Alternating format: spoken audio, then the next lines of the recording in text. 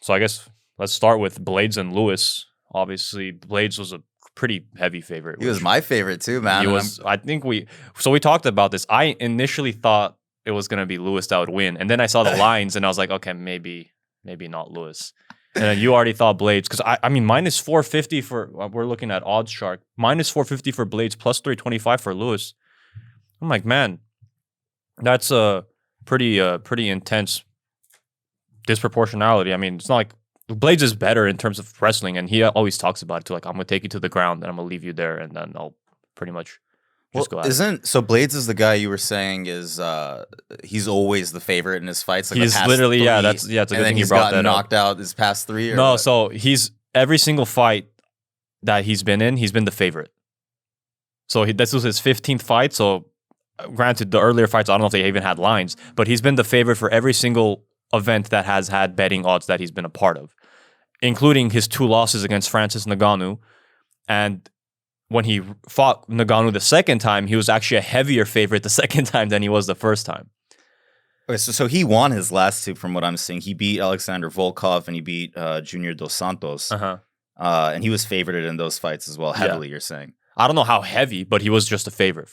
His only loss prior to last night was against Francis Ngannou, which looks pretty okay, given the other people he's fought and given that's his only loss. But he's often like, the critics of him are like, dude, do something, like, because he'll take you to the ground and he'll just he'll just drown you. Yeah, and we didn't see any of that this fight at all, man. Like, it looked like he was actually trying to keep it on the ground or on the floor. Yeah, how you describe that? Yeah, he's on his feet. On his feet. Yeah, because I'm looking at it now on ESPN. On ESPN. He had only 3 takedown attempts. This fight ended in the second round, about 6.5 minutes the fight lasted. He only had 3 takedown attempts, and they weren't really. And his last takedown attempt he ended up going down because of that attempt. But even the first 2, like, there wasn't. No, there wasn't like a very. There was nothing there. I felt like there was nothing there, man. And like, honestly, I was watching Derrick Lewis walk around thinking like, okay, this is not going to go anywhere. This guy's going to get taken out. Like, he looked a little floppy, and. He kept slipping. Yeah, that left leg, as Connor kept saying, it looked compromised. It did look compromised, man. And that kind of threw me off, because the minute that uppercut landed and we saw fucking... Blaydes like went down so slowly too. I was like, is he going down or is he like keeping himself up? I mean, just we saw rigor mortis kick in, dude. And his arm just wouldn't move. It like kept that position. Like, that moment for me was kind of like, I don't understand how this happened. Like, the guy is knockout champion, right? He's tied 12 with Vitor Belfort. Vitor Belfort, dude. So one more knockout, he's arguably he's the knockout king, dude. But still, man, how the fuck did you get that? How did that connection come in from underneath it looked like he came in underneath his guard, caught him in the chin, and then put him on the floor. Perfect timing. It was perfect timing. And because earlier in the fight, like in the first round, they had that one punch where he landed on like right on the button on Blaydes, and I was like, oh shit, he stood up. Yeah. I thought that, because the impact of it wasn't like a wind up one. It was just kind of like right onto it, but like Blaydes took it. I don't know, man, because, okay, looking at the numbers, 28 significant strikes for Blaydes, 7 significant strikes for Lewis, 18 of the 28 for Blaydes was to the head, 3 to the body, 7 to the legs, 6 to the head for Lewis, and 1 to the body. Honest, that's 6. Like, I feel like all 6 counted. Yeah.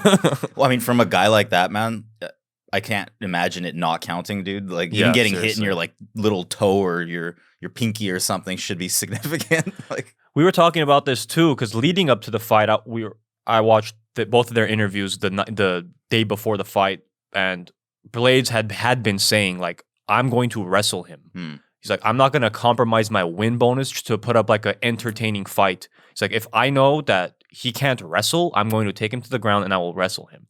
And then they were talking to Lewis about that. He's like, he doesn't really seem to respect your ground game, because I think Derrick Lewis says he's like the best blue belt, because blue belt in jiu-jitsu, something like that. And they're kind of, because they also try and get like jokes out of him, because he's a funny guy, man. He's a true character.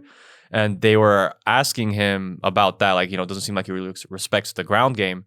And he's like, I don't think he's going to wrestle me. He's like, I think he's just saying that, so like I expect that. But he's like, I think he's going to try to just stand up with me. Because he's like, he's pretty much thinking like he's putting up like a wall just to kind of throw him off or something. Like, get his game plan to prep for the wrestling, but he's actually going to stand up. And that's what happened. He had again, 3 takedown attempts. That third, I'm assuming that third attempt is the one where he went and got knocked out. And the first 2, I don't even remember when the second one was. I just remember one, he had him by one leg, but there was really nothing behind it. Like he had him on the one leg, Lewis was kind of hopping up and down, and then it went away. It was nothing. Well, if that's what his strategy, if that's what Blaydes' strategy was, there's no logic to it. For me, at least. You should have just wrestled him. That's exactly what I'm thinking. Like, this guy is known to put people on the fucking... Sorry. He has like 7... I think he averages like 7 takedowns every 15 minutes or something. Clearly, that should have been your strategy, especially up against a guy that's known for putting people into the grave, you know? Like, what were you thinking, dude? And you know, I prefer... For me personally, I prefer seeing a mix. I don't like seeing guys just go toe-to-toe, you know, boxing style, because... I mean, if that's what the sport was, then it would just be called boxing. It wouldn't be called mixed martial arts. Exactly. You know, throw a mix of that into there, man. Like, do the leg kicks like you were doing. Compromise his leg. Take him to the ground. Yeah, by the way, since you mentioned the leg kicks, 7 leg kicks, those look. Like watching heavy. You're thinking, oh man, that might actually do something. And after the fight, they asked him about it. It looks like nah. You know, whether he was just saying that or not, I don't know. He literally looked at his leg. He's like, no, I'm good. Nothing there. Because It was his lead leg, his left leg. He slipped like once or twice. There was a couple of times like I feel like he just got like a weird position on the ground. The leg looked. I'm like, so I couldn't tell. Like, is it from the kicks? His leg is kind of loosening up, or is he just by chance he's getting weird spots on the mat? He had one where he just straight up slipped. Yeah. I mean, obviously, it ended up not mattering. He still knocked his ass out.